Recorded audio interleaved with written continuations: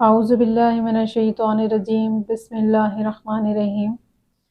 کتاب گناہان کبیرہ کی جلد نمبر 2 میں امام علی ابن ابی طالب سے روایت ہے، مولا متقیان فرماتے ہیں کہ ایک دن ایک عورت نبی مصطفیٰ صلی اللہ علیہ وآلہ وسلم کی خدمت میں حاضر ہوتی ہے اور آ کے عرض کرتی ہیں، یا رسول اللہ،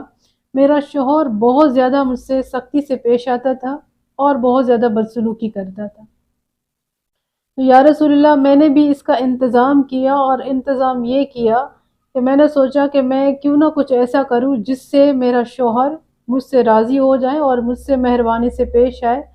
اور مجھے پیار و محبت سے گھر میں رکھے۔ تو یا رسول اللہ، میں نے اپنے شوہر پہ جادو کیا ہے اور کچھ ایسی چیز اس کو کھلا دی ہے جو کہ شرعاً حرام ہے۔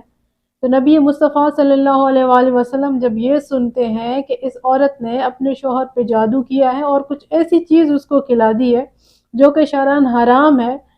تو آپ صلی اللہ علیہ وآلہ وسلم فرماتے کہ اے عورت، تم نے زمینوں اور آسمانوں کو سیاہ کر دیا ہے اور زمینی اور آسمانی فرشتے سب تم پہ لعنت کرتے ہیں۔ جب یہ عورت یہ سنتی ہے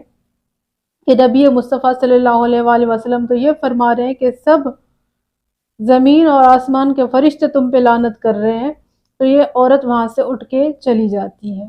کچھ دن گزرتے ہیں، اس کے بعد لوگوں نے اسی عورت کا تذکرہ نبی مصطفیٰ صلی اللہ علیہ وآلہ وسلم کے سامنے کیا کہ یا نبی، جب آپ نے اس عورت کو یہ کہا کہ زمین اور آسمان کے فرشتے تم پہ لعنت کر رہے ہیں کیونکہ تم نے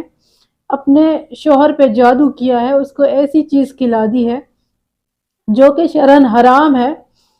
تو اب وہ عورت نے شاید توبہ کر لی ہے۔ اب وہ دن میں روزے رکھتی ہے اور رات کو عبادت بجا لاتی ہے، وہ پورا ٹائم پورا وقت اپنا عبادت میں گزارتی ہے۔ اب آپ اس عورت کے بارے میں کیا کہیں گے؟ آیا اللہ تعالیٰ نے اس کو معاف کر دیا ہے؟ تو نبی مصطفیٰ صلی اللہ علیہ وآلہ وسلم فرماتے ہیں کہ اس کے کوئی بھی اعمال، چاہے وہ روزے رکھتی ہو، چاہے وہ نمازیں بجا لا رہی ہے، اللہ تعالیٰ کے حضور قبول نہیں ہے۔ اللہ تعالیٰ تمام عورتوں کو، تمام مومنات کو ایسے برے کاموں سے بچائیں اور اللہ تعالیٰ سب کو ہدایت دے۔